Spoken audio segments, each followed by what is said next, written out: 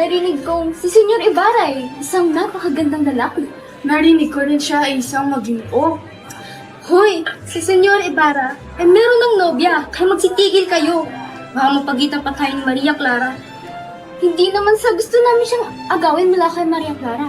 Sadyang hindi lamang maitatanggi na si Senyor Ibarra ay isang napakagandang lalaki.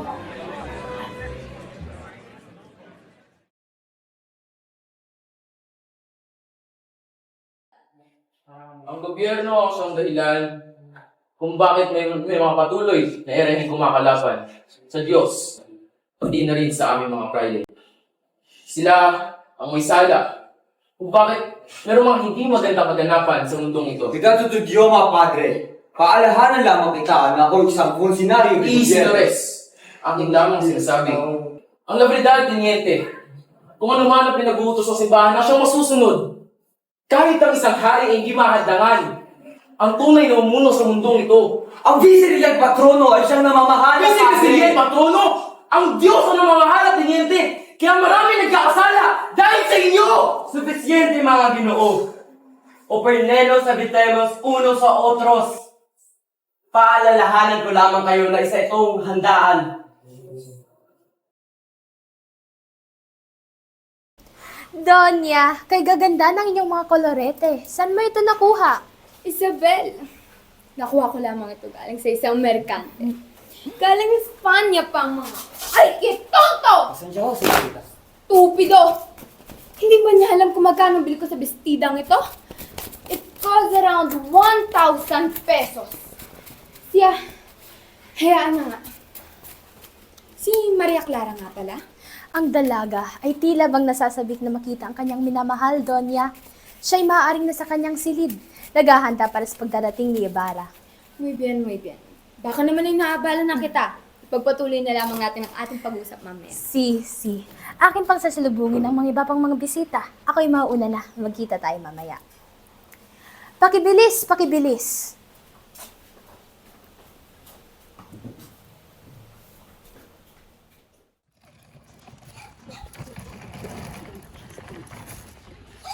Gracias, Senyor. Tanggapin niyo ho ito bilang aking pagkasalamat. Nako, maraming salamat po, Senyor. Naway pagpalain ka ng ating may kapal. Sana ho ay maging masaya ang mga susunod mong araw dito sa Las Pilipinas. Salamat po.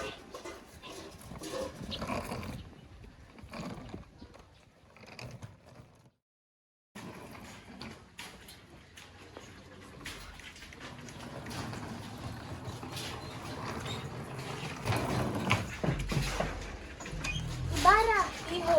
Buti naman na nakarating ka ng ligtas. Hinihintay ka na ng iyong tiyo sa taas.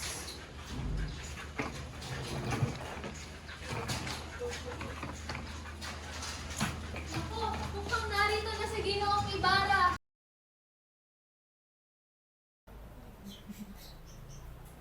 Ikinagagala ko yung balita sa inyo lahat. Ang pagdating ng isang katangi-tangi at nag-iisang anak ng Don Rafael Ibarra. Maligayang pagbalik, Senyor Crisostomo Ibarra. Ang kura ng aking bayan ay narito pala. Ang matalik na kaibigan ng aking ama. Padre Damaso. Paumanhin. Sa tagal kong nawala sa aking bayan, tila ay marami na akong nakalimutan. Buong akala ko ay ikaw si Padre Damaso. Hindi ka nagkakamali, Crisostomo Ibarra. Ngunit equivokas na ako'y naging isang matalik na kaibigan ng iyong ama. Marami na ang nadaan. Crisostomo, siya nga bang tunay na ikaw ang nag-iisang anak ni Don Rafael? Siyang tunay. Ako nga, Senyor. O kung ganun, maligayang pagbalik sa Las Pilipinas. Ang ama mo ay isa sa pinakamarangal na tao na aking nakilala. Naway, mas maging mapalad ka kaysa sa kanya. Mucho gracias, Ginoo.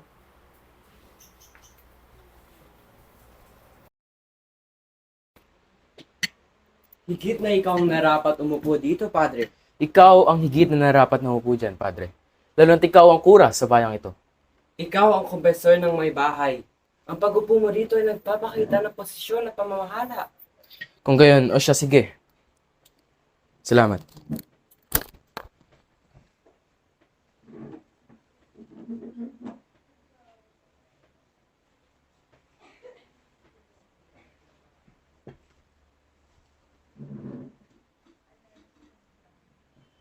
Tio, halina't samahan mo kami pagsaluhan ang mga putayan na inyong pinahanda. Huwag mo akong alalahanin, Iho. Katulong! Pronto! Iyong ihain ng pansit.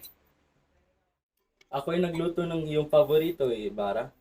Para sa iyong pagkabalik, alam kong matagal-tagal na noong ninais mo ulit ang iyong paboritong luto galing sa sarili mong bayan. Nabalitaan ko na kayo yung nanggaling mula Europa. Maaari ko bang malaman kung gaano katagal kayo nanirahan doon? Halos 7 taon ako nanatili sa Europa, senyor. Kung gayon, maaaring nalimot yun na ang bayang sinalangan. Ayan ang isang bagay na hindi ko magagawa. Ngunit, parang ang aking sariling bayan ang nakalimot sa akin, senyor. Anong gusto mo ito? Halos 1 taon ako hindi nakatanggap ng mensahe mula sa ating bayan. Miski ang nangyari sa aking ama ay hindi ko man lang alam. Saan ka ba nararoon at hindi ka nagpadala ng kabelgrama? Nung ako ikinasal, nagpadala ako ng mensahe sa Espanya. Halos 2 taon ako nasa Alemanya, Ginang. Kilala niyo ba si Studitsky? Nakilala ko siya sa Espanya. Kulay ginto ang kanyang buhok at hindi siya magaling sa wikang Kastila. Maaring kilala ko siya, ngunit hindi ako masyadong pamilyar sa kanya. Nagsasalita lamang ako ng lingwahe mula sa aking sariling bayan. So then you can speak English? Yes, I can speak English a little. Kay Jose, Ginoo, maaari mo ba akong isama sa Europa sa susunod? Sa lahat ng mga napuntahan mong bansa, anong wari ang nakikita mo sa kanilang pamumuhay o politika? Magandang tanong, senyor. Mula sa mga bansang aking napuntahan, ang problema na aking napansin ay ang kanilang gobyerno. Kung paano mamahala ang mga tao rito. Yan lamang ba ang iyong natutunan sa tagal ng pananatili sa kanilang bayan? Tilay, inaksaya mo lamang ang iyong sariling salapi sa pagpunta sa ibang bansa dahil kahit ang isang batay alam yan. Crisostomo Ibarra. Marahil ito ang tumatak sa akin dahil ito ang kakulangan ng ating bansa. Aking nasasariwa na pumupunta ka pa sa amin noong ako'y bata pa upang makisalo sa aming hapagkainan. Pasensya na, ngunit kailangan ko nang umalis. Mayroon pa akong mga gagawin. Huwag kami umalis, Ibarra. Parating na ang aking anak na si Maria Clara na sinundo ni Isabel. Darating na ang bagong kuro ng iyong bayan. Pamanin, ngunit hindi ko kayang kitain ang aking iniirog ng ganito ang aking pakiramdam. Masyadong mabigat ang aking pakiramdam dahil sa mga taong nakapaligid. Kailangan ko nang umalis dahil ako'y may gagawin pa.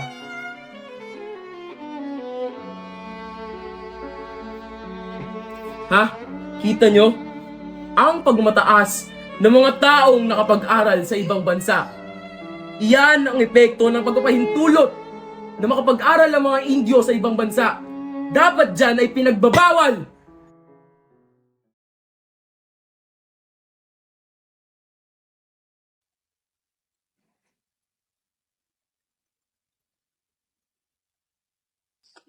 Krisostomo mo! Paumanhin, hindi ko napigilan ng aking sarili na sundan ka. Takot ako na magaya ka sa iyong ama. Perdonar? Magaya sa aking ama? Ano bang nangyari sa kanya? Ang ama mo ay nabilanggo, iho. Pagpatawad niyo, ngunit ang isang tulad niya ay hindi maaaring mabilanggo. Ang ama ko ay nirerespeto at isang mabuting tao. Tunay nga bang kilala niyo ang aking ama, senyor? Sapagkat hindi ito isang magandang biro. Hindi ko kaya magsinungaling sa iyo, Ibarra. Sadya ba talagang hindi mo talaga alam ang katotohanan? Maaari niyo bang sabihin sa akin kung ano ang tunay na nangyari sa aking ama? Huli niyang mensahe, 1 taon mula ngayon. Sinabi niya na huwag na raw ako mabubulat kung wala na akong mensaheng matatanggap sa kanya. Sapagkat lubas siyang abala sa kanyang trabaho. O siya, sige. Alam mo naman na si Ibar ay siyang pinakamalakas at pinakamakapangyarihan sa lalawigan.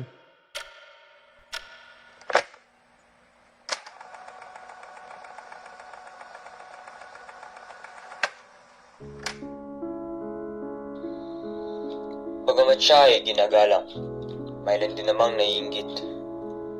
Ang mga nuno nila ay mga Kastila. Ang mga Kastila dahil sa kasawian ay hindi gumagawa ng mga nararapat. Ang masasama sa Espanya ay sinusuka sa Pilipinas. Si Don Rafael ay maraming mga kagalit na mga Kastila at pari. Amigo, por favor. Manimik ka! Ilang buwan pa lamang na makalis ka sa Pilipinas. Si Don Rafael at Padre Damaso ay nagkasira.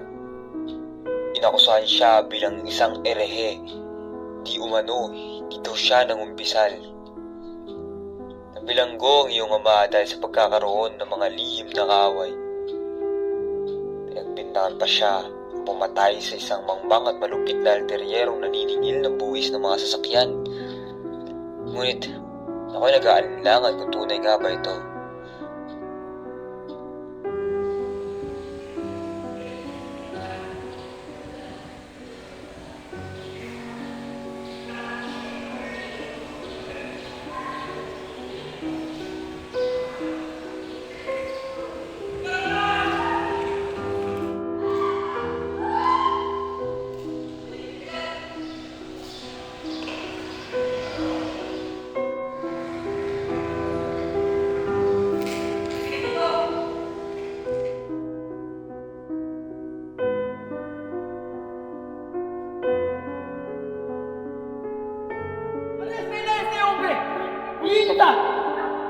Por favor. Huwag niyo ako saktan. Hindi ako tatakot. Huwag niyo na pakinggan. Huliin niyo na!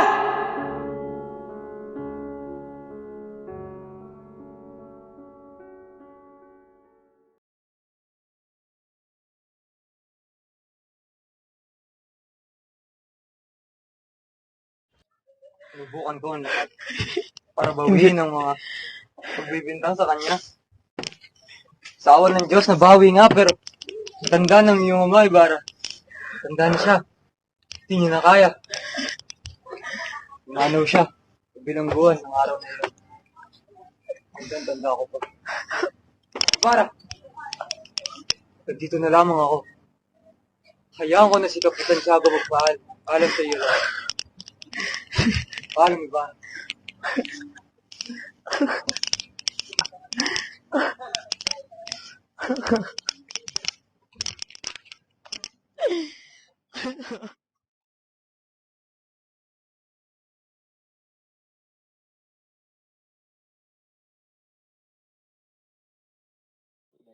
O, tila'y nawala ang tenyente. Tila'y hindi rin kapansin-pansin ang kanyang pagalis. Ngunit, hindi na rin ako pagtataka. Ang isang katulad ng tenyente no es una perdida para sa atin. Lalo na sa isang bangkete kagaya nito. Hindi ba ako nagkakamali, Padre? Isabel? Maria Clara, sa wakas dumating ka na rin. Kanina ka pa hinintay ng iyong mga bisita. Paumanhin, Tia. Bagkus sinama ko ang aking mga kaibigan, si Andeng at Sinang. Kami ay natagalan sa pagbibihis. Ay siya, sige pumasok muna kayo at malamig ang hangin. Baka kayo magkasakit. Hinihintay ka ng iyong papa at nina. Magandang gabi, Tia Isabel. Maganda kami mga binibini. Malugod kong inaanunsya na dumating na ang pinakamahal kong anak, si Maria Clara. Buenas noches, Maria. Buenas noches, Padre Sibilo. Buenas noches sa inyong lahat.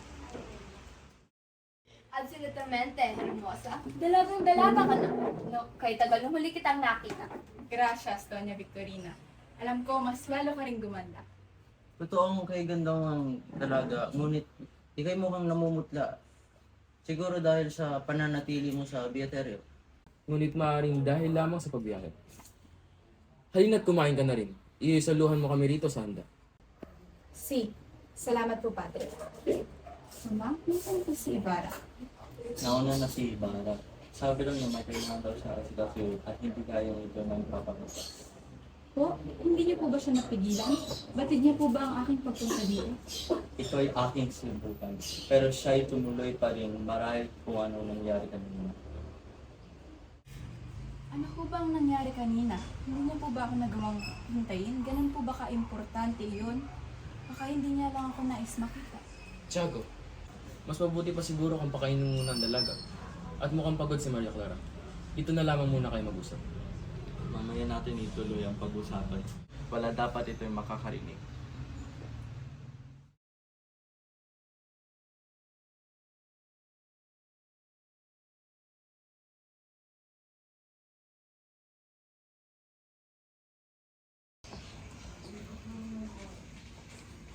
Ama, nakahanda na po akong lumabas papuntang kumbento. Naihanda na rin namin ang iyong mga kakamitan para sa kumbento, Maria. Tayo ay aalis maya-maya, kaya't siguraduhin mo makapagpaalam ka kay Ibarra at kay Padre Damaso. Ang susunod po, Ama.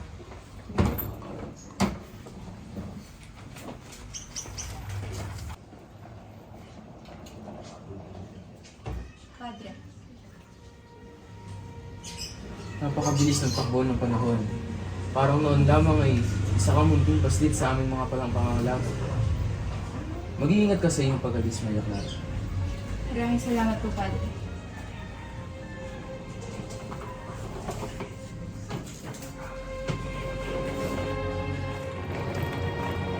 Paalam, Maria Clara.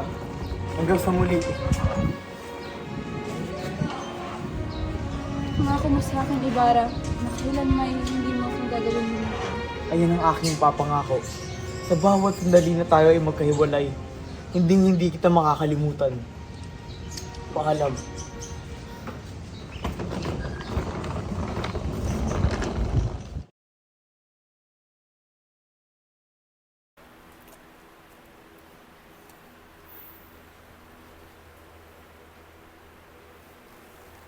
Maria, alam kong ikaw ay nasasabik, ngunit kinakabahan dahil sa iyong muling pagkikita ni Ibarra. Ngunit, tila ba'y nagmumukha ka isang uod na naaasinan dahil sa iyong walang tigil na paggalaw? Ang iyong mukha ay hindi maipinta, Maria, upang maitigil ang pagkabalisa.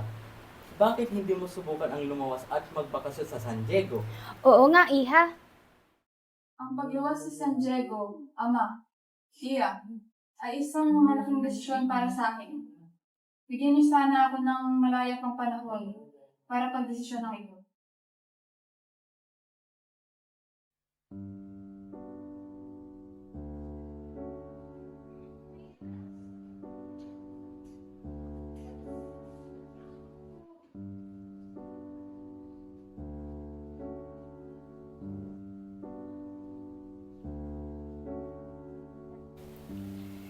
Sa iyong naging paglisan, Crisostomo, ako ba ay iyong nagawang kalimutan at kaligtaan? Sapagkat sa bawat sandali na ako ay narito sa bayan, sa loob ng kumbento, kailanmay hindi kita nakalimutan. Ikaw ay kailanmay hindi nawala sa aking puso at isipan, Maria. Sa kabila ng maraming pinagdadaanan, ang iyong presensya sa akin ay hindi nawalay. Aking isinumpa sa aking minamahal na ina na ikaw at ikaw lang ang aking iibigin, Maria. Ikaw at ikaw lang. Napakatamis ng iyong dila, Crisostomo. Ang mga salita na iyong sinasabi ay walang laman.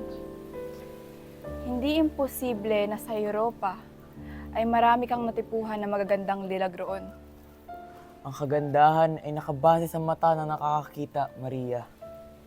Walang ibang kababaihan sa ibang bansa ang pumukaw ng aking pansin. Mabuti ka naman kung ganon, Ibarra.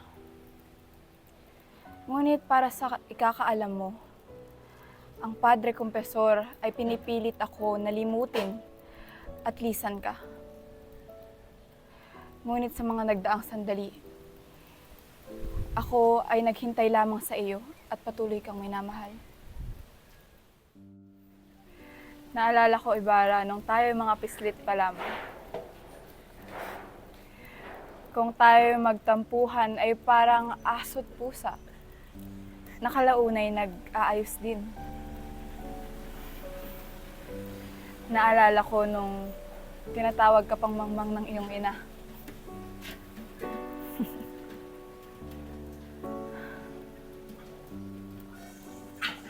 Naalala mo pa ba ito? Ang sambong mula sa aking kalupi ay nangitim na. Ngunit mayroon pa rin itong mabangong halimuyak. Sisiguraduhin ko na mananatili ang sambong na iyan mula sa iyo. Alam mo ba, Crisostomo, na ang mga naliham na pinadala mo mula sa Europa ay nanatili pa rin sa aking mga pangangalaga. Bagamat nagulat ako sa kung anong mensahe ang nakapaloob dito, sa responsibilidad na kailangan mong gampanan para sa bayang sinilangan.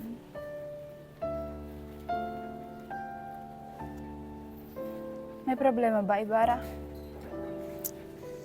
Maria, nang labis ng pag-iisip sa iyo, ko na ang tungkulin ko sa bayan.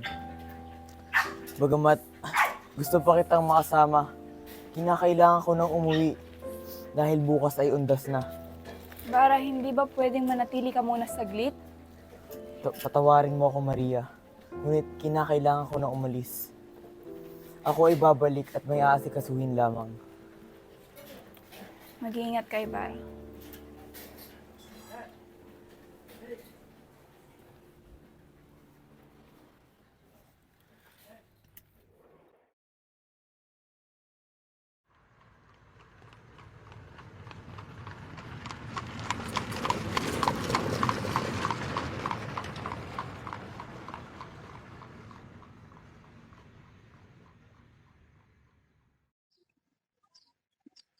Ginoo, iyong pansinin ng ating paligid.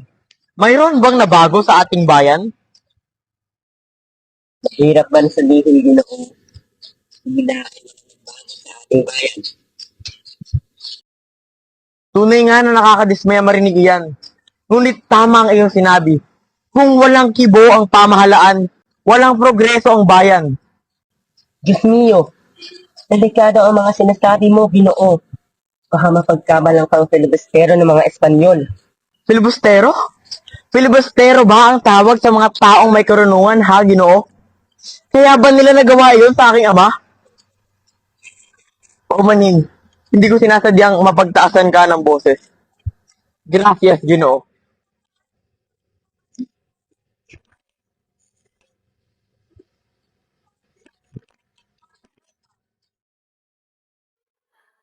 O Maria, bilisan mo at marami pa tayong aaskasin sa Dia Daily.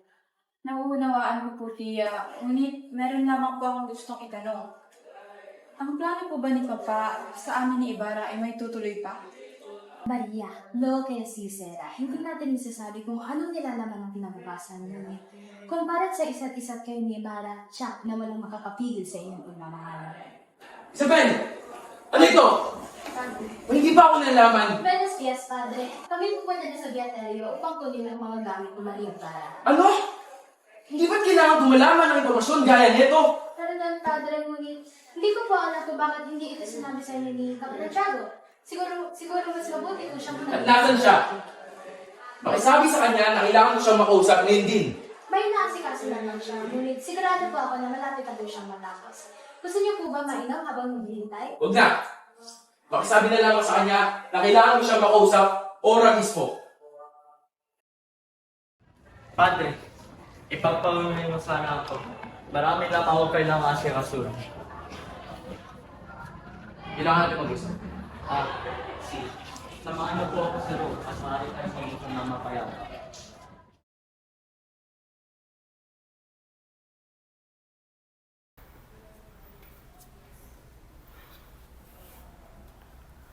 Padre Sibila, kumusta ang iyong misa? Maayos naman, Padre. Nais ko lamang maitanong sa iyo. Anong nangyari sa inyong salo-salo kahapon? Paano mo nalaman niyan, Padre? Mabilis kumalat ang balita, iho. May mga tainga ang mga pader at may mga mata ang bawat silid. Walang pangyayari rito ang nananatiling sikreto. Tama ka dyan, Padre. Isang mabuting binata si Crisostomo Ibarra. Sabihin na natin sa hindi pagkaintindihan ng dalawa ang nangyaring pagkainitan kahapon. Tunay na makakatulong ito sa pagsulong ng ating kooperasyon at kapatiran, Padre. Eksakto, iho. Nawawala ng ating mga kayamanan dahil sa mga pinapato na buwis. At mas naungusan pa tayo ng mga lintik na Indios. Isang bagay na kailanman ay hindi dapat mangyari.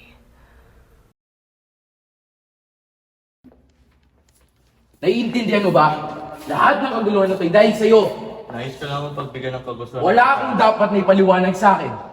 Malinaw sa lahat na ikaw ay isang sinungaling. Tatandaan mo na ako ang tinuturing na ama ni Maria Clara, kaya huwag mong tatangkain na magsinungaling sa akin. Naiintindihan mo ba? Opo, naiintindihan ko po at hindi na po mauulit pa. Dapat lang.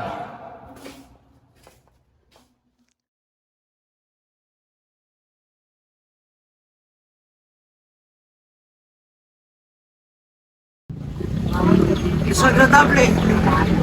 Anong masangsang na amoy niya yan? Horror!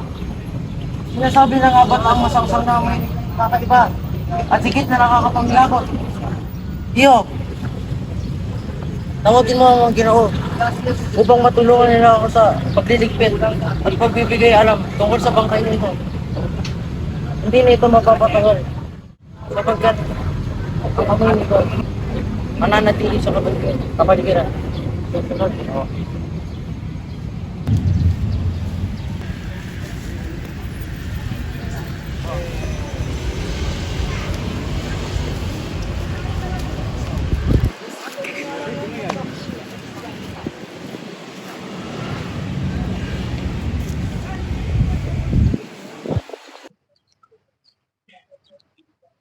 Saglit lang. Ama? Maaari ko po bang malaman kung sino ka? Magandang araw, Ginoo. Ako si Saturnino, ang anak ng iyong inililibing.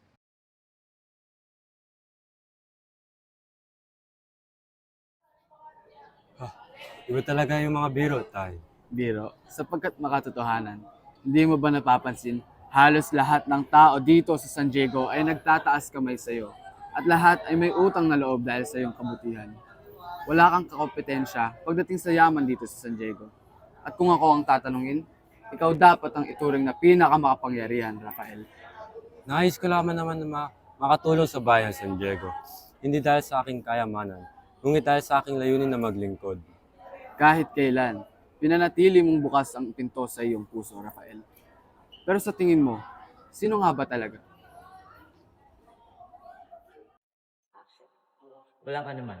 Tanging tungkulin ko lamang bilang kuna na maging gabay sa inyong paglalakbay tungo sa liwanag ng Panginoon. Sa lahat ng kuha na aking nakilala, ikaw ang pinakamabait at mahilig.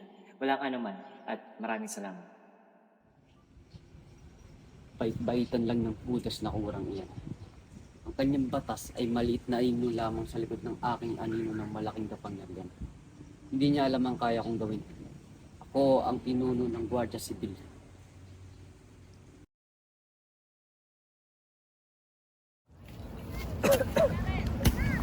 Hindi ko kahit tiisin ang masangsang namoy ng sariwang bangkay na ito. Kailangan natin tapusin ang trabaho nito. Inutos to ng Padre Garote. Eh tingnan mo naman kasi parang hindi tayo tao sa ginagawa natin eh. Kailan pa ba natin ilibing ang bangkay na ito sa libingan ng mga incheck? Huwag kang pakahina. Trabaho natin to.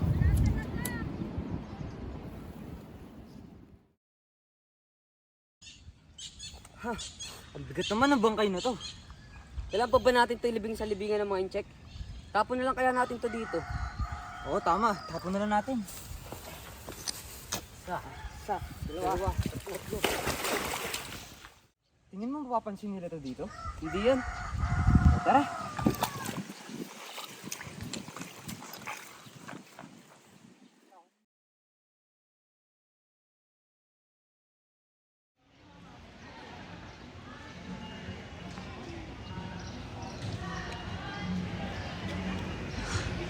Mga kababayan! Hay nako! Ano na naman bang kababalaghan ang pumasok dyan sa isip ni Tasyo? Siya ang tunay! Halina't maghanap na nga lamang tayo na masisilungan kaysa makita sa kalokohan. Nakikita niyo ba ang pagkulimlim at kulob ng langit? Sana'y magkaroon ng dilubyo sapagkat 10 taon na ngayon. Sinuwish ko sa bawat kapitan ang pagbili ng tagahuli ng kidlat para layos sapagkat pinagtawanan lamang ako. Sinasabi ko na nga ba? Hindi wala na talagang lumabas na mabuti dyan sa bibig ni Tasyo? At talaga namang ginusto niya pang magkaroon ng dilubyo? Mababasa pa ang aking bestida sa lagay na ito.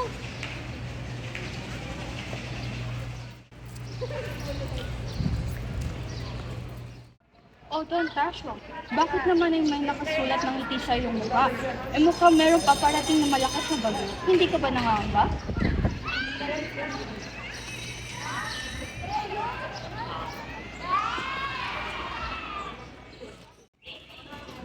Paalam muna sa'yo. Salamat.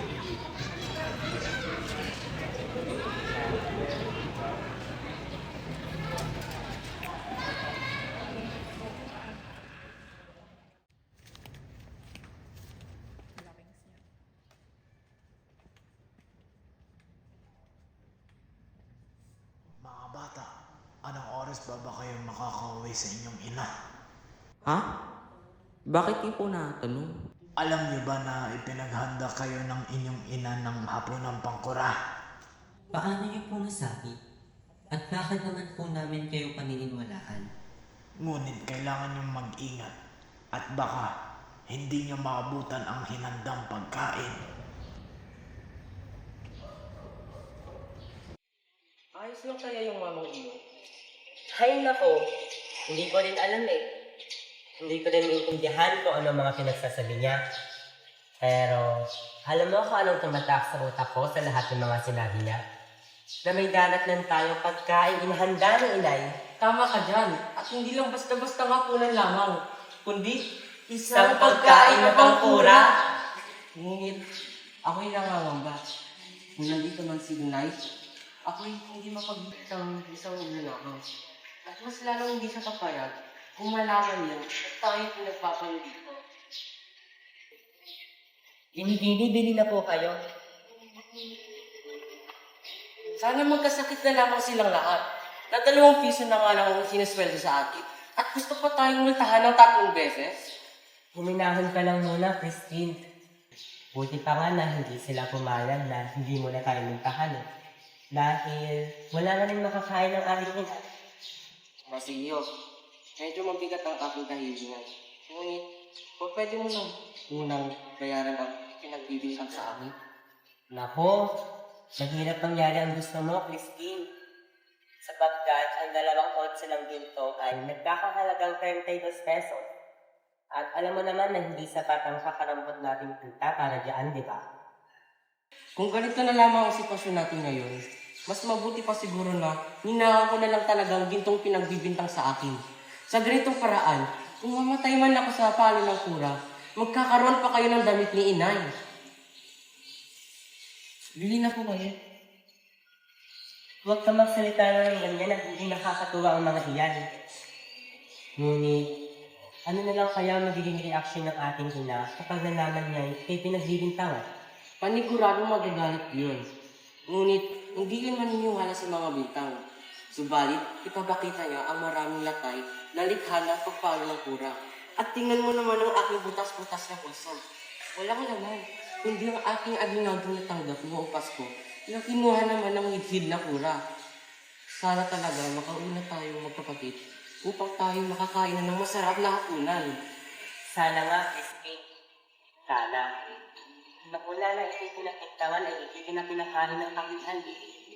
Malino naman ay ito'y pinagbibintangan dahil sa lasinggero, sagongero, at magdisyo natin ama. Pagbibenta na nga lang ng sampagita ang ginagawa nyo, hindi nyo ba magawa ng tama? Matatapos na ang araw. Ngunit hindi nyo pa rin nauubos ang mga benta nyo. At dahil dyan, sa masasayang yung mga bulaklak, kayo ay mumuntahan ko. At ikaw, Crispin, hindi ka maaaring makauwi hanggat hindi mo na ilalabas ang 2 onsang ginto na ninakaw mo. Isa ka pa! Hindi ka rin maaaring makauwi hanggat hindi sumasapit ang alis-10 na gabi. Hindi naman po ito makatwiran. Wag po! Pinawan mo ako! Isasama kita dito! Christine! Christine!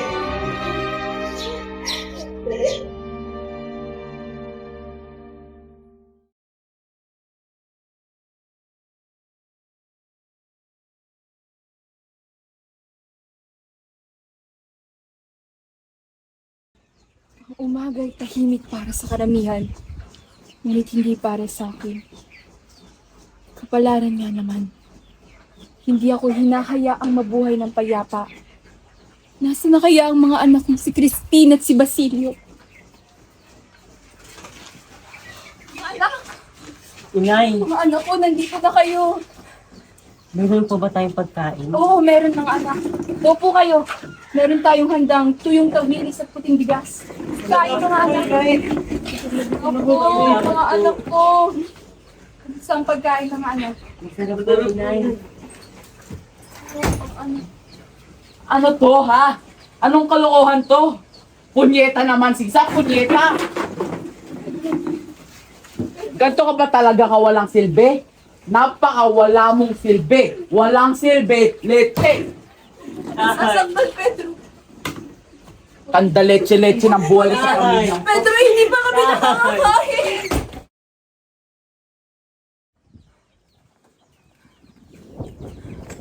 Inay, Anak, Basilio, ano nangyari sa'yo, anak? Napano ka sa upo ka, anak? Basilio, anak ko. Inay, hinabol po ako ng mga Guardia Civil. Gusto po nila akong hulihin. Pero pinilit ko pong tumakas, kaya po ako nasugatan. Wawa naman ang anak ko. Inay, Anong nangyari dito at bakit ang gulo-gulo? At ikaw, bakit kaduguan, ha? Oh, tuyo na naman. Pedro, Magbata. Ano, ha? Pedro, huwag mo kong bigyan. Wala pa kaming kain. Bakit tanggal ka na? Wala ka talagang kwenta! hindi na. Walang kwentang asawa, walang kwentang ina!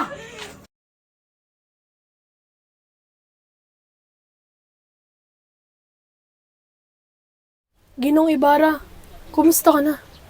Nalaman ko lamang din ang ginawa nila sa aking ama. Nais kong bisitahin ang kanyang bangkay ngayon. Ginoo, hindi niyo na po makikita ang kanyang bangkay. Ipinatapon dyan sa lawa ang bangkay ng inyong ama. Totoo bang inyong sinasabi, Ginoo? Hindi ko na po maipilit ang aking sariling itago pa mga ito. Ngunit, kasama rin si Teniente Guevara sa mga nag-utos na patayin at ipatapon ng bangkay ng inyong ama sa lawa. Pasensya na, Ginong Ibarra. Hindi maaari. Paano nila nagawang paglapastangan ang bangkay ng aking ama?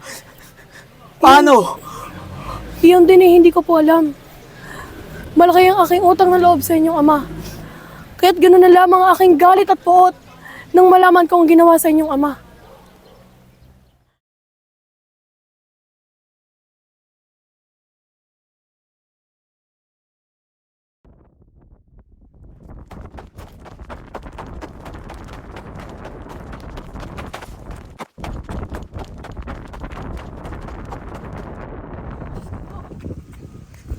Diyos ko po!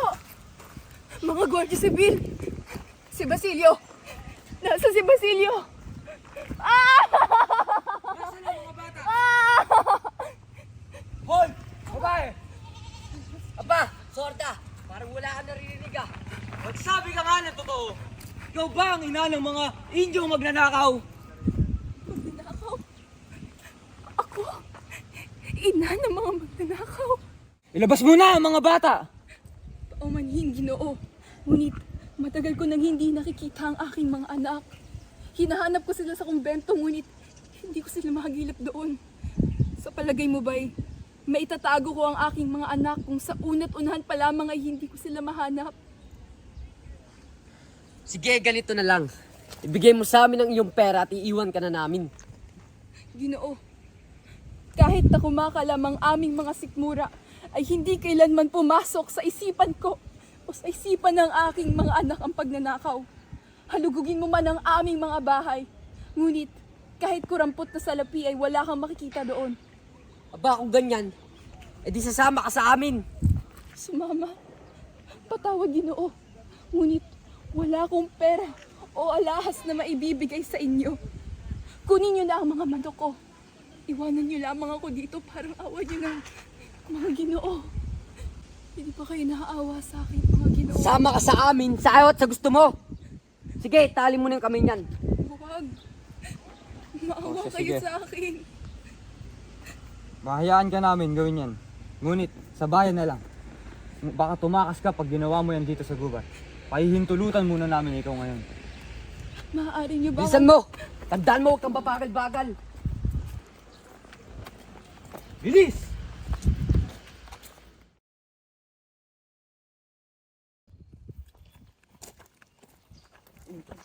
Ang hali na. Kanina pa tayo naglalakad. Ayos mo ba magpahinga? Hindi na po, salamat Ginoo. Siya.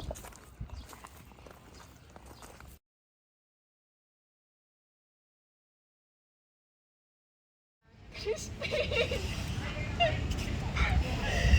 Crispin, Basilio, mga anak mo! Dito lang nanay! Crispin! Basilio! Nasaan ang mga anak ko? Hindi ko kaya na mabuhay na wala ang mga anak ko. Crispin! Crispin, Basilio, patawarin niyo ako.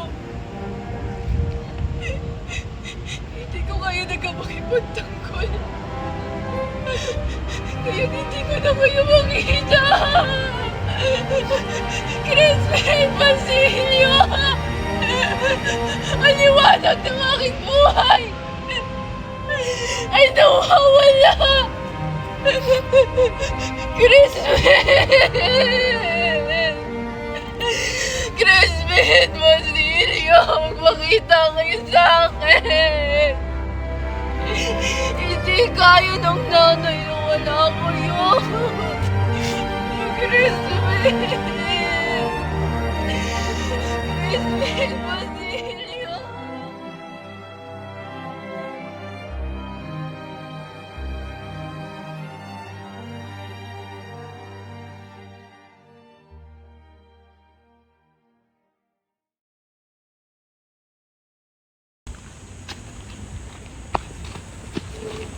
Gino, ano mo ang inyong kailangan sa akin?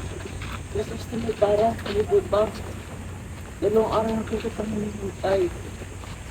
Walang tumutulong sa akin din sabi po nila masama raw ang tao. Kung mas kailangan ko tulong. Yung dalawa ko pong anak, nawawala. Sa asawa ko, nabaliw na. Panang ulan, nararapat lang ito sa akin. At ano naman ho ang gusto yung gawin ko rito? Gusto ko lamang po sana magpapilip. Ginoo, hindi ko po alam ang buong kwento. At nagdidilim na. Kailangan ko nang umuwi. Maaari niyo bang ikwento sa akin habang tayo na naglalakad?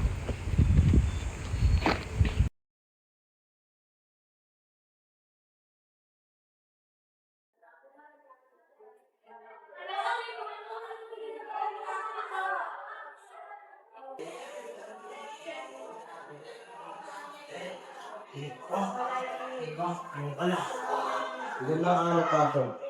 Kumanin, ngunit hindi ko alam na maraming mga kayong ginagawa. Huwag kang mag-alala. Pakasanayin ko mga sulat.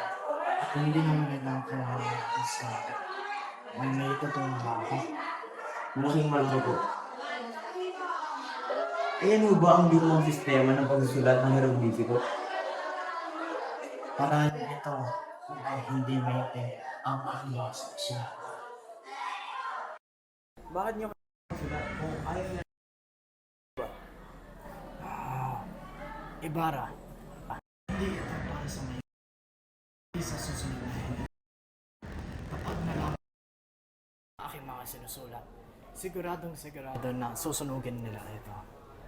Naninaw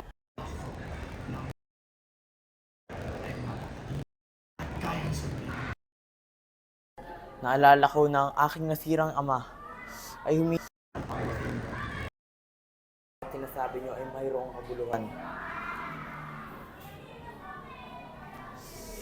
Sabihin niyo sa akin, sino aking plano. Tunay na kilala niyo ang mga tao rito. Ako? Hindi ko sila kilala. tutuparin mo ang aking pinangarap. Ang pangarap ng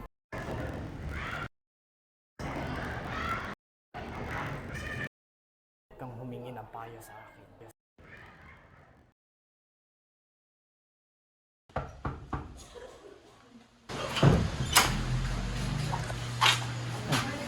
Magandang araw at maligayang pista, Kapitan Tiago. Magandang araw, maligayang kapista din sa iyo, Ibarra.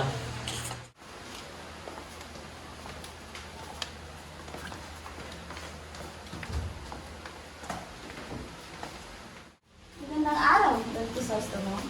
O ano yung sadyang mga binubuni? Ama, ako'y inanirahan ni Ida at Victoria upang mamasyal sa grid. Maaari niyo po ba akong payagan?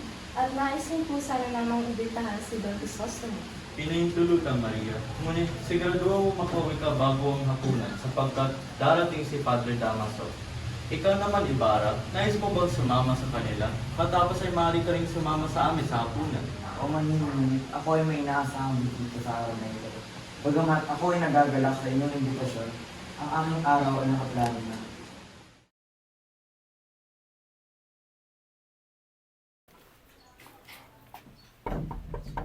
Don Crisostomo?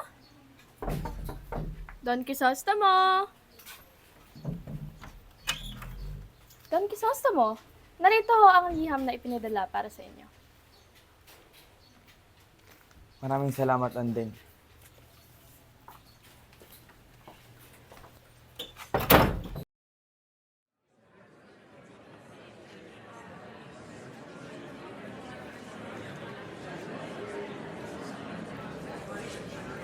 Nasaan na ba ang alkalde?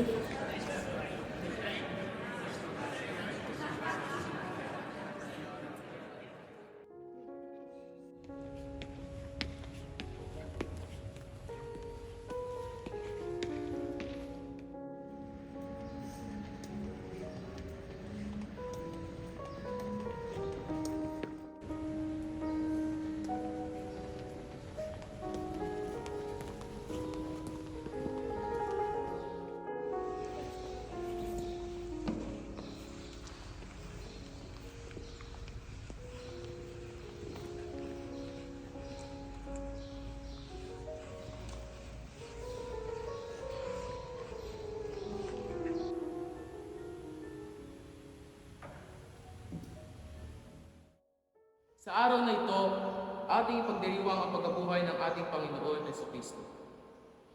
Kung titignan natin sa banal na kasulatan, nakasulat, purihin ang Panginoon sapagkat ang kanyang pagmamahal ay walang hanggan. Ngunit kailangan din natin tandaan ang ating tungkulin bilang Kristiyano. Hindi lamang dapat purihin ang Diyos, kundi dapat din nating pahalagaan ang ating mga taong nasa paligid natin. Ngunit saan ba tayo naroon sa mga oras na ito? Siya ang halimbawa na nagmamataas at mapagsamantala at nagpapakalunod sa kapangyarihan at kayamanan. Ano?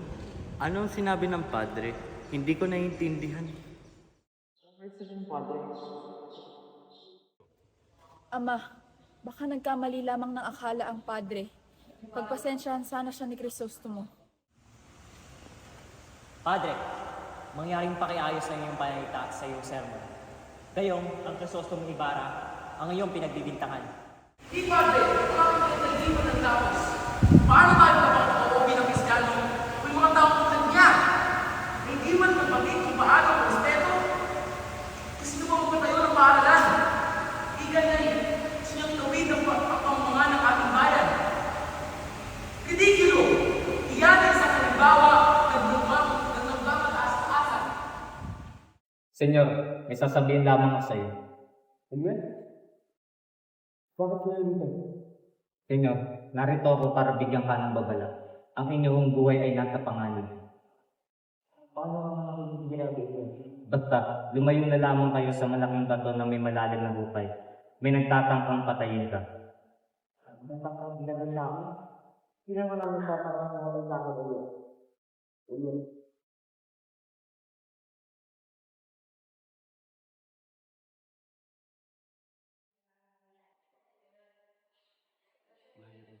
kanyang dilim.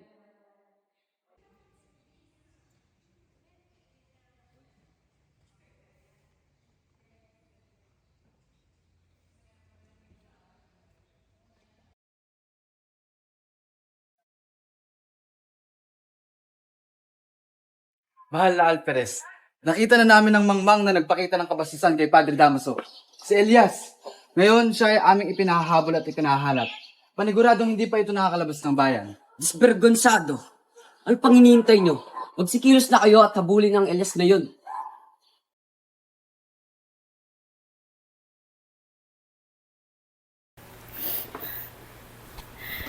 Iya, ano na po ang aking mga gagawin? Ano na pang iibigan namin ni Ibarra? Maria, kailangan mong pigilan ang iyong pag-iyak at baka marinig ka ni Kapitan Tiago. Ano kaguluhang ito? Bakit hindi tahimik ang bahay? Kapitan, si Maria po. Alam mo ba dumating na ang Kapitan General? Hindi ako makapaghintay na ipakilala siya kay Maria. Kailangan niya maipakita ang pagrespeto natin. Tia, ano na po to? Hindi ako maaaring humarap kay Ibarra na hindi natatanggal ang kanyang eskomunyon. Huwag kang mag-aalala, Maria. Maghanda ka muna at magsusulat tayo sa iyong papa. Sigurado ito'y makakatulong sa atin.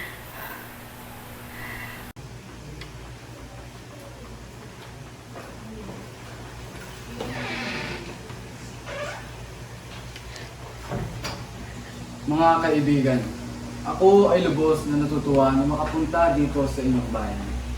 Ngunit, may kinakailangan akong malaman. Nasaan si Ibarra? Masalukuyan po siyang. Wala namang problema. Pakisabi na lamang sa kanya na siya ay magayos at kami ay mag-uusap namin. Maria, napakaganda ng iyong ginawa sa pananghalian. Napakalaki ng iyong naitulong kay Ibarra. Saludo ako sa iyo.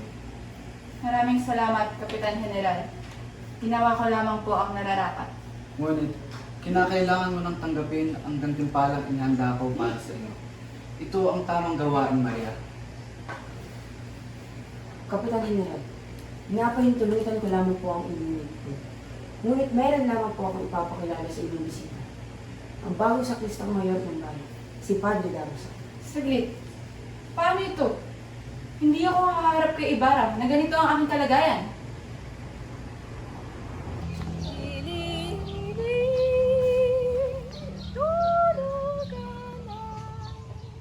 ¿Quién canta esa canción? Siya po si Sisa. Ikalawang araw niya na dito sa kwartel simula nung makulong siya. Aba, mukhang may bago kong kaaliwan. Pakitawag nga si Sisat nais ko manidig ang kanyang boses. Ngunit sinabi niyo sa akin na bawal magpapasok na kahit sino man. Utos ko naman iyon, hindi ba? Sumunod ka na lamang. Pero yun ang sinabi niyo nung una. Sinabing ang utos ko iyon, hindi ba? Kung ayaw mong sumunod ay isusumbong ka na sa asawa kong Alperes. Susunod po doon.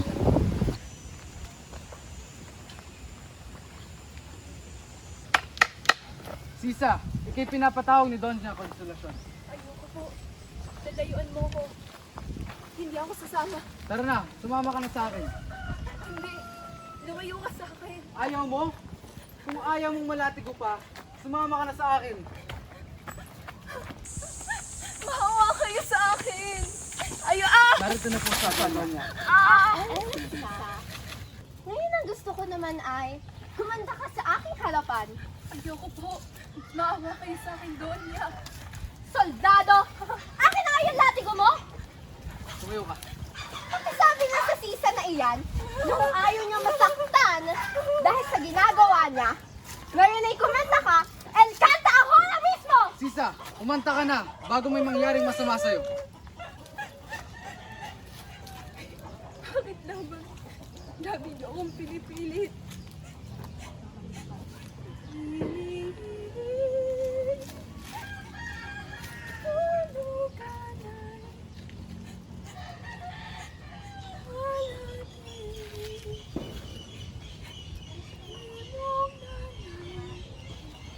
Ganyan, Sisa. Ngayon ang gusto ko naman ay sumayaw ka sa aking harapan. Sisa, sumayaw ka. Ayoko. Ayon sa utos ni Doña Consolacion. Nakuwelas man yan!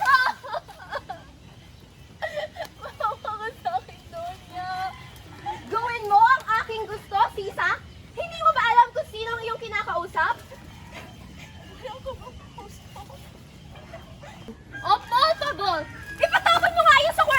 Masusunod po, Donya. Ayoko! Anong nangyari dyan kay Sisa?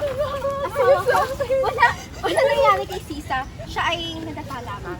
Nadapa lamang. Yan, nadapa. Huwag mo na nga pansinin iyan si Sisa. Hindi mo man lang ako binati. Ikaw, anong ginagawa mo dyan? Kumuha ka nga at pakainin mo yan si Sisa. Masusunod po, Alfred. Sa susunod na maulit to, ayoko na muli itong makikita. Alis na nga.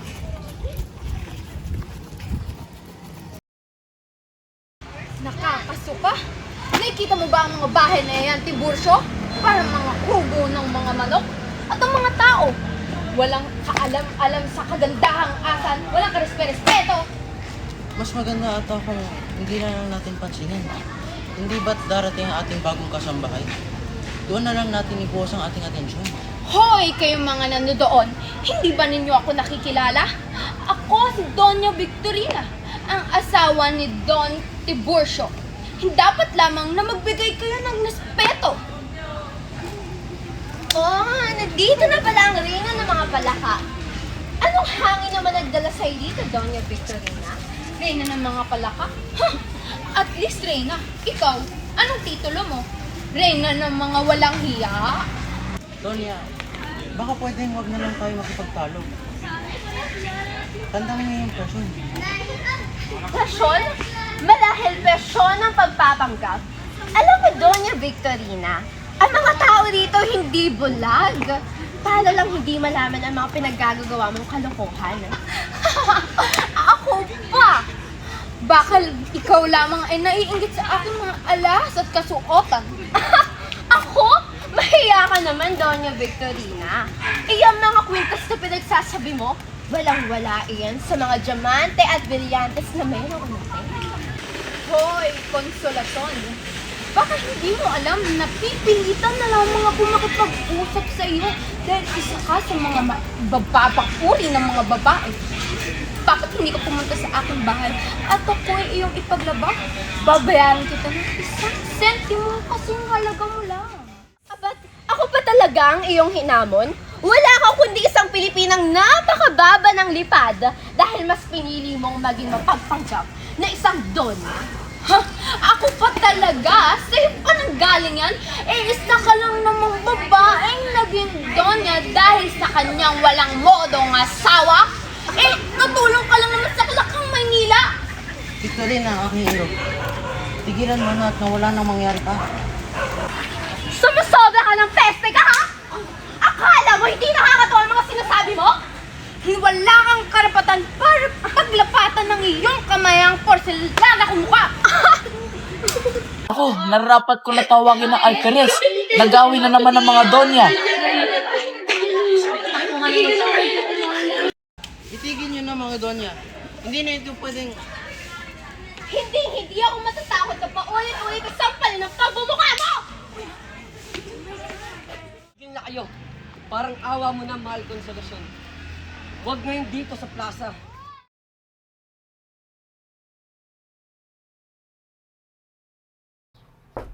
Senyor! Senyor, maaari ho ba kayong makausap?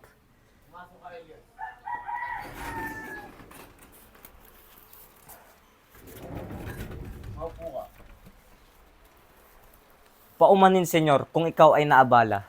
May mahalaga lamang akong sasabihin sa iyo. Ako ang sugo ng Sawimpalad.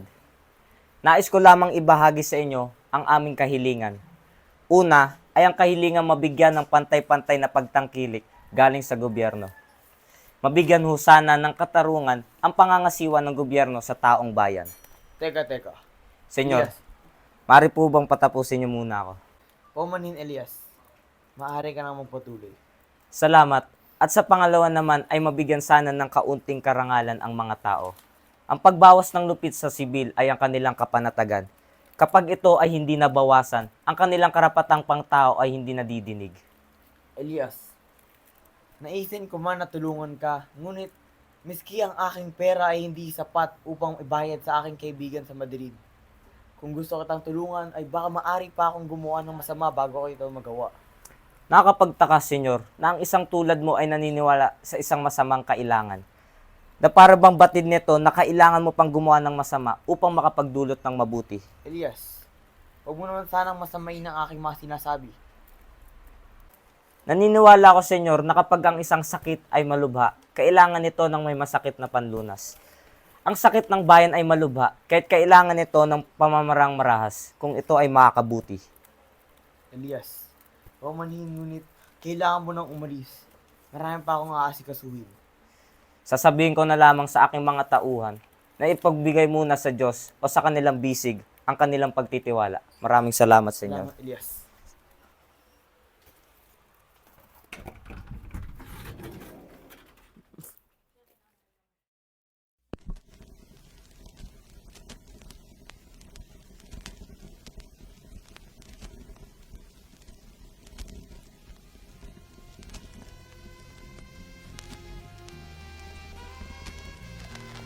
Ako si Elias, isa ako sa mga sawing palad.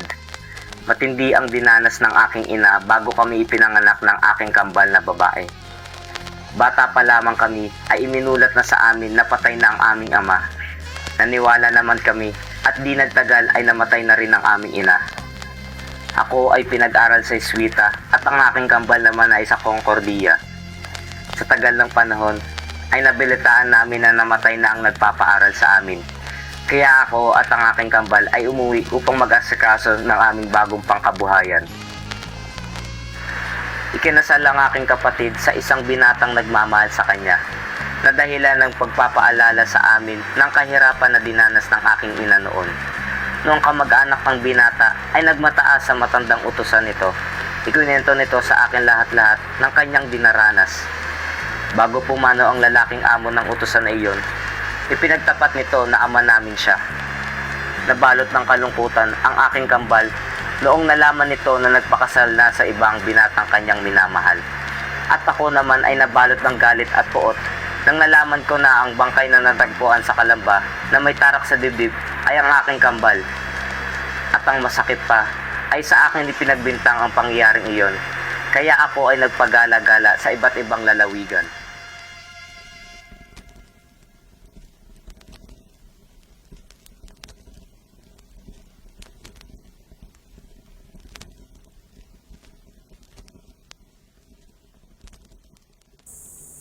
Dapat talaga mahuli na natin ang Elias na iyan. Talagang kailangan nating mahuli ang Elias na yan kung ayaw nating maparusahan tayo ng 3 buwan ng ating mga opisyal. Tumingin ka nga sa dinadaanan mo! Oo nga, saka ba patungo at di mo ginagamit yung mga mata mo upang tumingin sa paligid mo? Diyan naman sa simbahan, upang magmisa.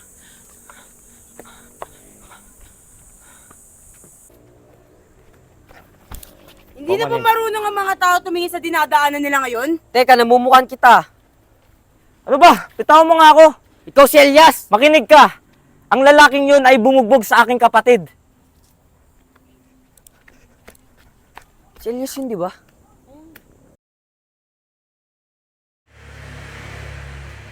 Wala, amigo Tasha. Mayroon lamang ako sasabihin sa iyo. Ito tungkol ba sa pagbibitaw ng inyong tungkol? Hindi kita maluloko. Alam na alam mo ang aking sasabihin. Hindi ko na gusto yung pagbibitaw ng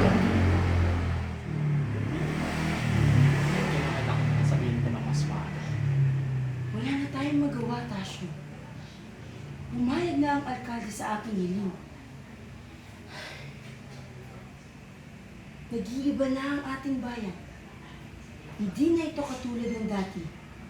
10 taon na ang nakakalipas.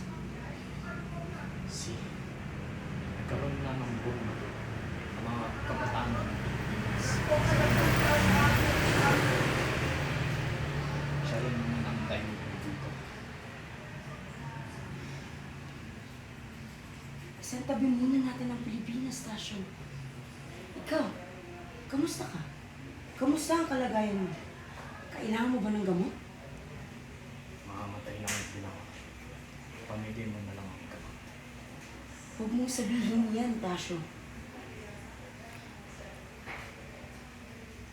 Pangako mo na lang sa akin na gusto kong makita si Ibarra bago ako mamatay.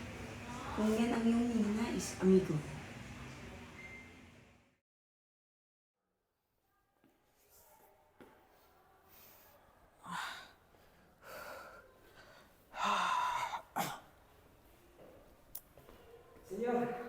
Senyor. Elias, May mahalagang balita akong nalaman. May pag-aalsang mangyayari mamayang gabi at panigurado ako na ikaw ang masisisi rito. Elias, anong nararapat kong gawin?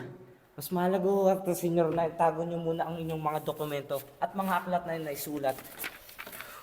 Ang buhay niyo ho ay nasa panganib, kahit kailangan natin protektahan ang mga ebidensyang ito. Ito ba, Elias? Oo po, senyor. Lika. Senyor, may tanong ko lamang. Sino si Don Pedro Ibarra Medina sa inyong angkan? Ito ba? Siya ang pinuno ng aming angkan. Siya ang nagsimula ng lahat. Bakit mo naman naitanong, Elias? Wala lang, senyor. Nais ko lamang matiyak na wala nang magtatangkang pumatay sa iyo.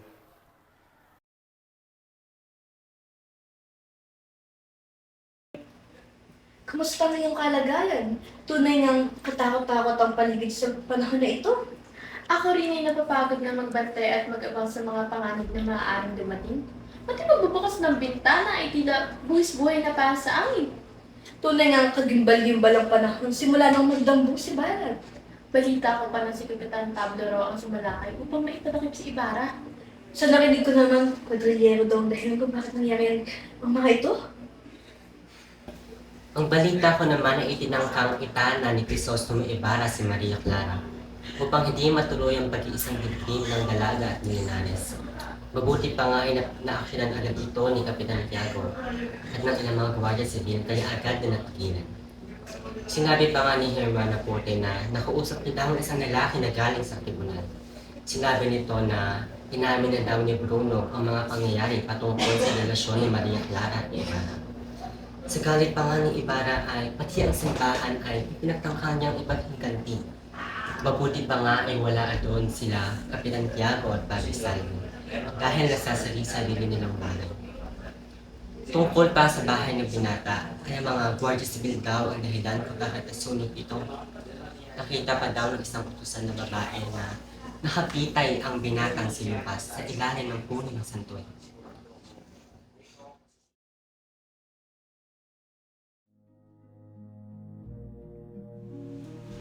Filipo, kasintahan ko. Patawad kung hindi kita may labas sa bilangguan na ito. Iba't ibang lugar na nga akin napuntahan pero wala pa rin akong magawa. Lore, magiging maayos rin ang lahat. Huwag ka nang mag-alala pa. Masakit na ang aking damdamin na makita ka nakakulong.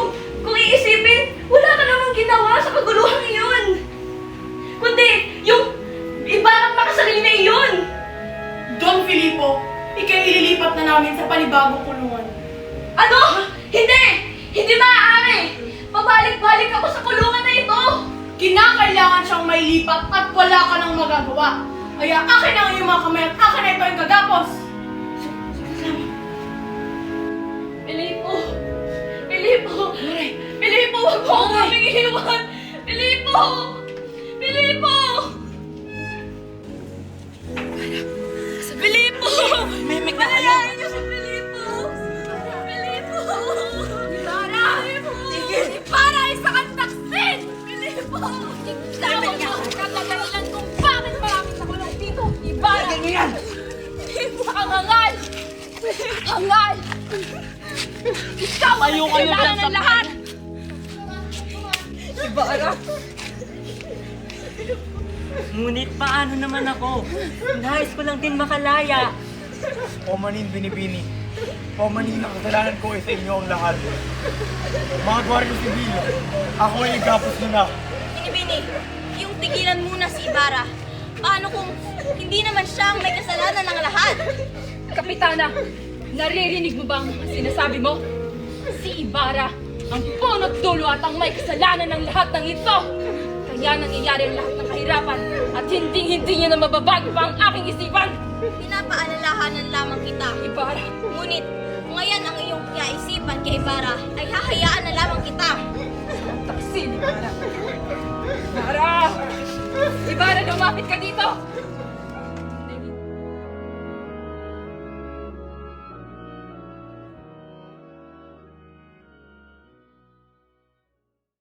Tino, ano itong nabalitaan ko na Nasangkot daw sa kaguluhan si Ibarra na nauwi sa kanyang pagkakakulong. Tinsyang, ano ba yung sinasabi? Hindi ba mabait si Ibarra? Mabait, pero isa siya sa mga pinagbibintangan. Alam ko, Tinsyang, ngunit hanggang ngayon iniisip ko pa rin ang tungkulin sa kanya. Dahil alam ko, si Ibarra ay isang mabuting tao. Nakakulong na siya. Sa tingin mo may magagawa ka pa? Magandang araw. At ako'y narito na. Primitibo, salamat at ikaw ay naparito. Kailangan ko ng tulong sapagkat isa sa aking kaibigan ay nakulong. Tino, Don Primitivo, narito ka na pala. Ang kanyang kaibigan na tinutukoy ay si Ibarra. Nag-aalala lang ako, baka isa kami sa madamay sa pinagsangkutan niyang kaguluhan. Isa lang ang aking masasabi sa inyong dalawa. Ang mga mabuting katulad niya ay napapahamak pa rin dahil sa mga ito ay napaniligiran at naiimpluwensyahan ng masama. Nais ko lamang din kayong payuhan na kayo ay magregalo sa general bilang paraan ng pakikipagkaibigan dito. At kung maaari, kayo rin ay magsunog ng mga bagay, katulad na lamang ng iyong mga kasulatan na maaaring makapahamak ka sa iyo, Tino. Maraming salamat, Don Primitivo. Maraming salamat at kayo pagpalain.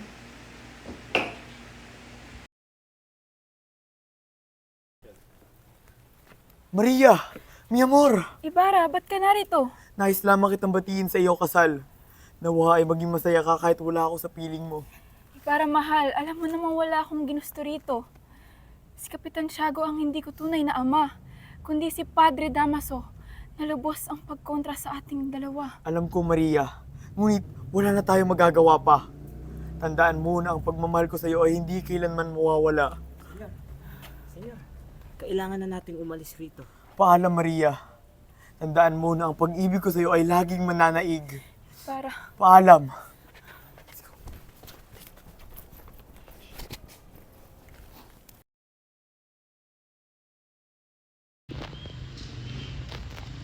Senyor, masyado pa.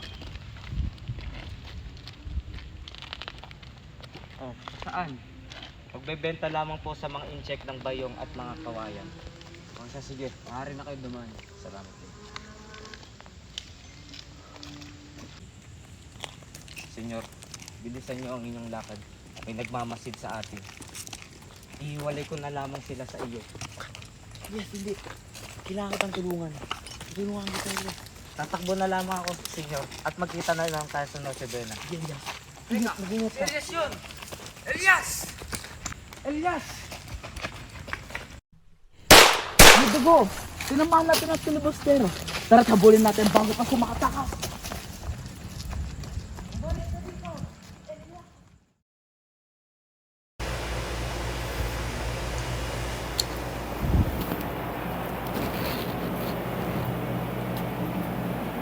Ninong, mahal niyo po ba talaga ako? Si Maria. Mahal na mahal ka ng Ninong. Bakit mo naman natanong, anak? Kung tunay niyo po akong mahal, por favor, itigil niyo naman po ang kasal namin ni Linares. Hindi ka, Maria. Masubuti ang buhay mo kung magpakasal ka sa taong taga-Europa. Isa siyang abogado at matalino pa. Mag-isip ka, Maria. Pero Ninong, mas mabuti pang makulong na lamang ako sa kumbento. Wala na ang taong pinakamahalaga sa akin. Bata ka pa lamang, Maria. Makakalimutan mo rin si Crisostomo. Hindi ba? Paumanhin, Maria. Naging mapilit ako. Ayaw ba talagang magpakasal kay Linares, anak? Ayoko po. Magmamadre na lang po ako. Tumigil ka! Huwag kang papasok sa kumbento. Maraming tinatago ang mga taong relihiyoso. Kung ganyan, kung hindi niyo po ako papayagan, mas nanaisin ko pa pong mamatay. Huwag kang magtatangkang patayin ang iyong sarili dahil lamang sa isang lalaki. Kakausapin ko na lamang si Linares. Sasabihin ko na huwag na ituloy ang kasal. At ipapasok na rin kita sa kumbento.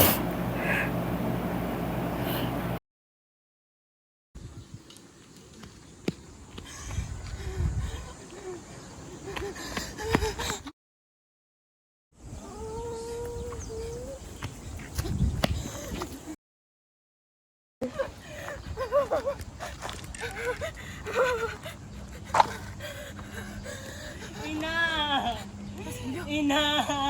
Basilio! Ina! Anak ko! Inay? Inay! Inay!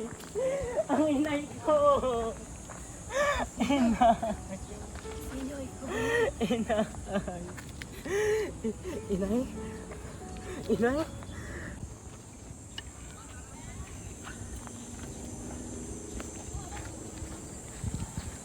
Iyo, ikaw ba ang anak ng bangkay na hawak mo?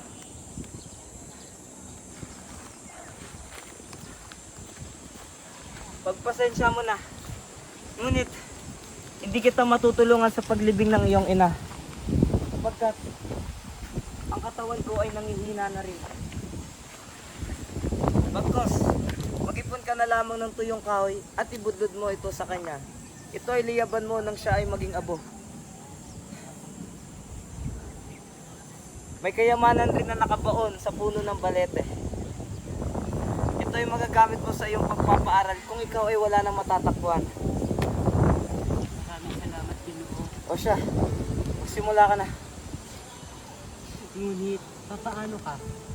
Huwag mo na akong alalahanin, iyo. Ako ay malapit na rin mamaalam sa kalagayan na ito. Paalam, inay. Salamat, Ginoo.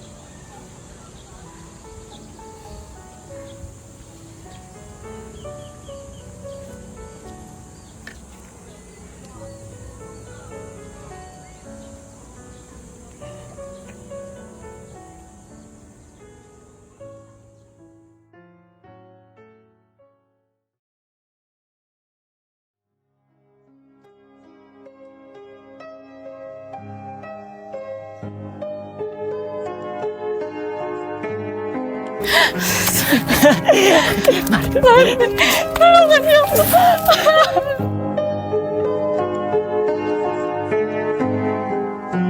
Akin ka na kayo, Maria Clara! Tigilan mo ako, Salvi! Si Ibarra nang bahala sa'yo! Tigilan mo ako! Si Ibarra? Si Ibarra lang hadlang sa ating pagmamahalan! Tigilan mo ako! Tulong!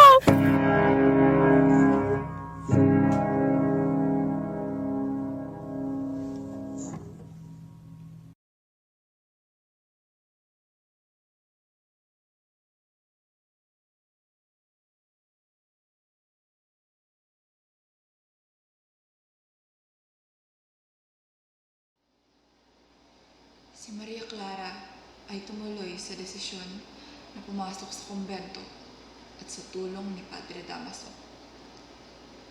Si Padre Damaso naman ay nalipat bilang isang padre provisional. Siya ay nilipat galing Maynila papunta sa isang malayong probinsya. Ngunit kinabukasan siya rin ay binawian ng buhay. Natagpuan siyang isang bangkay na sa kanyang higaan. At sabi ng doktor na sanhi ng kanyang pagmatay ay dahil sa sama ng loob o bangungot. Si Padre Salvi naman ay hinihintay ang sulat para aprobahan ang pag-akyat niya ng posisyon na maging isang obispo. Lumipat rin siya galing probinsya pupunta sa kumbentong tinuluyan ni Maria Clara. At nangyari ang mga hindi inaasahan. Ang huling sulat ni Maria. Mahal kong Crisostomo, ako ay sumusulat sa iyo upang malaman mo ang mga dinaranas ko noong ikaw ay nasa Europa. Sariwa sa akin ang lahat bago ka lumisan. Ang mga binitawan mong salita, ang mga huli mong ginawa, at ang hindi matahimik na isipan ko noong mga oras na ito. Sinabi mo na ako ang pinakamagandang babae at ang pinakamamahal mo. At kailan may hindi matutumbasan ng kung sino man. Naalala ko nung ikaw ay nag-aayos ng iyong mga kagamitan. Hindi mapigilan ng aking sarili ang pagbuhos ng mga luha. Bagkus hindi ako handa na mawalay sa'yo ng mahabang panahon. Gusto man kitang pigilan, ngunit ang gampanin mo sa bayan ang siyang nanaig sa puso mo at doon ako humanga sa'yo. Sabi mo sa akin na magpapadala ka ng mga sulat kada buwan. Nasa akin ang mga paunang liham. Ngunit, nung araw na nangungulila na ako sa'yo, tila wala nang dumadating ng mga mensahe mo.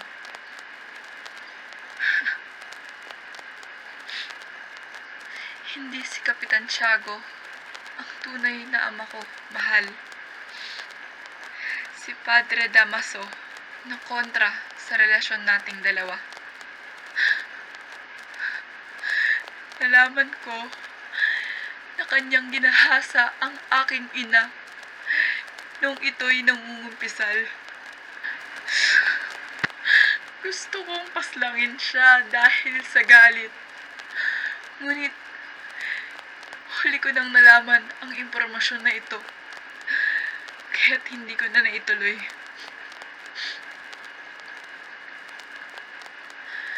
Mahal, alam kong marami kang pinagdaanan nung ikaw ay nasa Europa.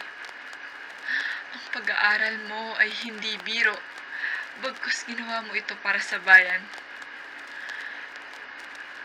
Alam ko na masama ang loob mo sa muntik naming pag-iisang dibdib ni Linares.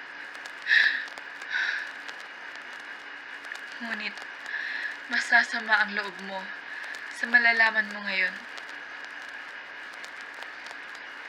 Mahal, sa tinagal-tagal ko na naghintay muli sa pagbabalik mo dito sa Las Pilipinas, hindi na kita kayang samahan pa sa paglalakbay mo. Noong ikaw ay bumabiyahe pabalik sa bansa, ay dinala ako ni Padre Salvi sa kagubatan. May ginawa siya sa akin na hindi ko kayang masikmura. Ang dumi-dumi ng tingin ko sa sarili ko.